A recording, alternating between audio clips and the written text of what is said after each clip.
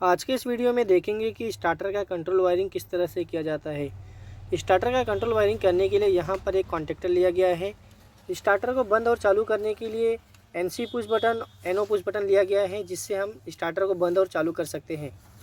Starter में control wiring के लिए कॉन्टेक्टर को होल्ड होने के लिए यहाँ पर ऑक्सिलरी कॉन्टेक्टर लिया गया है। इस ऑक्सिलरी कॉन्टेक्टर में NO NC ये दो टर्मिनल दिया गया है। तो इस ऑक्सिलरी कॉन्टेक्टर को कॉन्टेक्टर में इंसर्ट करके लगा दिया जाता है।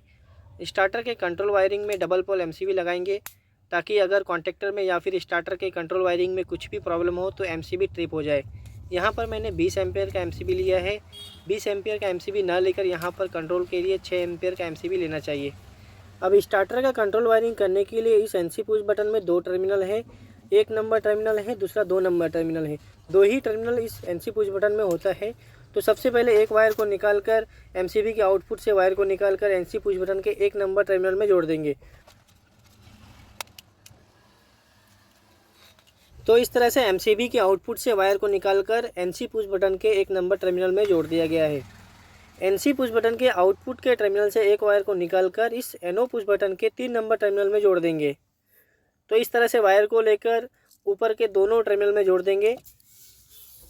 उसके बाद में NO पुश बटन के आउटपुट से जो स्टार्ट पुश बटन है उसके आउटपुट से एक वायर को निकालकर कॉन्टेक्टर के A1 टर्मिनल में जोड़ देंगे। तो कॉन्टेक्टर में कभी कभी ऊपर भी A1 टर्मिनल दिया होता है, नीचे भी A1 टर्मिनल दिया होता है। तो यहाँ पर ये कॉन्टेक्टर में नीचे की तरफ A1 टर्मिनल और A2 टर्मिनल दिया है। तो NO पुश बटन जो कि स्टार्ट पुश बटन है, वहाँ से एक वायर को निकालकर A1 टर्मिनल में जोड़ देंगे। कॉन्टेक्टर को होल्ड होने के लिए जो वायर लगेगा वो NO पुश बटन के इनपुट से या फिर NC पुश बटन के आउटपुट से, दोनों में से किसी भी एक टर्मिनल से वायर को निकालकर कॉन्टेक्टर में ऑक्सिलरी कॉन्टेक्टर को लगाकर वहां पर जोड़ देंगे। ऑक्सिलरी कॉन्टेक्टर के NO के टर्मिनल में वायर को जोड़ दिया गया है। अभी ऑक्सिलरी कॉन्टेक्टर का जो NO का आउटपुट का टर्मिनल है, वहाँ से एक वायर को निकालकर कॉन्टेक्टर के A1 टर्मिनल में जोड़ देंगे। यहाँ पर कॉन्टेक्टर का जो कंट्रोल वायरिंग है वो पूरा हो गया है, लेकिन जो मेन न्यूट्रल है उसे जोड़ना बाकी है।